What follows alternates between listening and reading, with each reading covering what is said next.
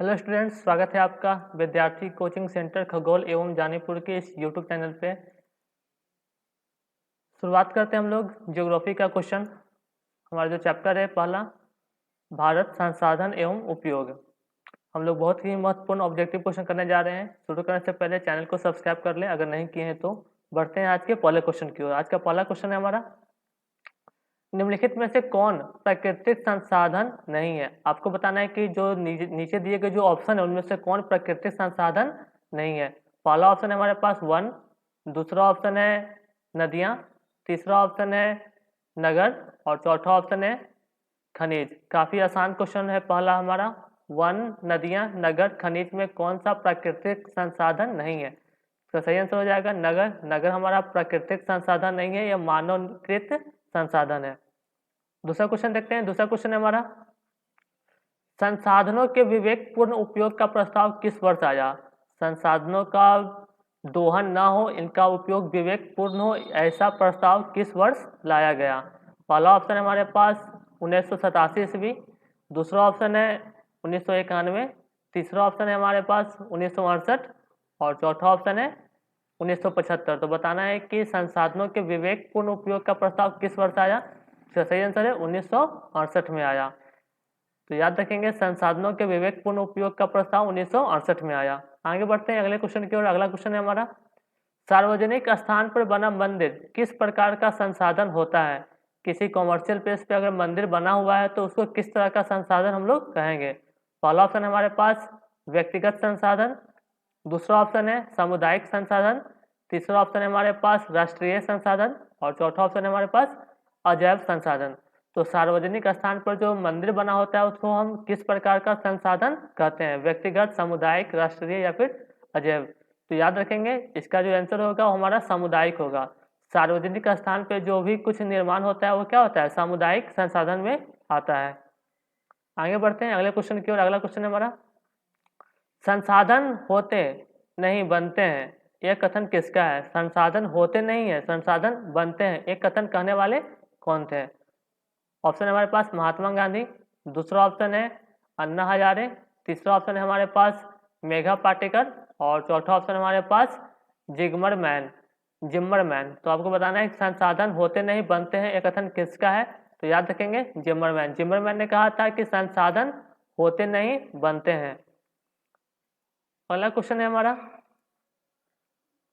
किसने कहा था कि हमारे पास पेट भरने के लिए बहुत कुछ है परंतु पेटी भरने के लिए नहीं। ऐसा कथन किनका था, वो बोले थे कि हमारे पास पेट भरने के लिए बहुत कुछ है परंतु पेटी भरने के लिए नहीं। कहने वाले व्यक्ति का नाम आपको बताना है। ऑप्शन है सुभाष चंद्र बोस, दूसरा ऑप्शन है लाला लाजपत राय, तीसरा ऑप्शन है हमारे पास महात्मा गांधी और चौथा ऑप्शन है डॉक्टर राजेंद्र प्रसाद। इसका सही आंसर याद रखेंगे। इसका सही आंसर है हमारा महात्मा गांधी। महात्मा गांधी ने कहा था कि हमारे पास पेट भरने के लिए बहुत कुछ है परंतु पेटी भरने के लिए नहीं। आगे बढ़ते हैं, पर्यावरण संरक्षण हेतु पहला विश्व शिखर सम्मेलन कहाँ हुआ था। ये भी काफी इंपॉर्टेंट क्वेश्चन है। पर्यावरण संरक्षण के लिए पहला विश्व शिखर सम्मेलन कहाँ हुआ था। ऑप्शन है न्यूयॉर्क, दूसरा ऑप्शन है हमारे पास जेनेवा, तीसरा ऑप्शन है स्टॉकहोम और चौथा ऑप्शन है हमारे पास बुडापेस्ट। तो बताना है कि पर्यावरण संरक्षण हेतु पहला विश्व शिखर सम्मेलन कहाँ हुआ था। तो याद रखेंगे ये हुआ था स्टॉकहोम में। तो स्टॉकहोम में पहला विश्व शिखर सम्मेलन का आयोजन किया गया था। अगला क्वेश्चन है हमारा, ज्वारीय ऊर्जा किस प्रकार के संसाधन का उदाहरण है। ज्वारीय ऊर्जा, पहला ऑप्शन है नवीकरणीय, दूसरा ऑप्शन है मानवकृत, तीसरा ऑप्शन है हमारे पास अनवीकरणीय और चौथा ऑप्शन है जैव। तो याद रखेंगे ज्वारीय ऊर्जा नवीकरणीय संसाधन है, इसका हम लोग बार बार इस्तेमाल कर सकते हैं। ये अल्टीमेट फॉर्म में हमारे पास मौजूद है। अगला क्वेश्चन है हमारे पास, बिहार में कितने प्रतिशत भौगोलिक क्षेत्र में वन का फैलाव है। हमारे पिछले की वीडियो में वन से लगातार क्वेश्चन आ रहे हैं। पहले भारत में कहाँ पे ज़्यादा वन है, भारत में वन का विस्तार कितना है। यहाँ पे क्वेश्चन है कि बिहार में कितने प्रतिशत भौगोलिक क्षेत्र में वन का फैलाव है। पहला ऑप्शन है 15%, दूसरा 20%, तीसरा 25% और चौथा है हमारे पास 5%। तो याद रखेंगे बिहार के 20% भौगोलिक क्षेत्र पर वन का फैलाव अभी है।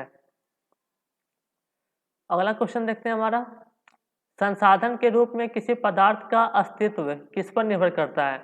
कोई भी पदार्थ अगर वो संसाधन है तो उसका अस्तित्व किस बात पर निर्भर करता है?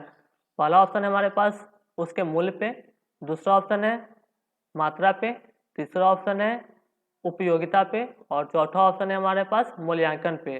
तो संसाधन के रूप में किसी पदार्थ का अस्तित्व किस बात पर निर्भर करता है? तो सही आंसर है उसके उपयोगिता पे, कि उस पदार्थ का क्या उपयोगिता है उस पर डिपेंड करेगा उसका अस्तित्व।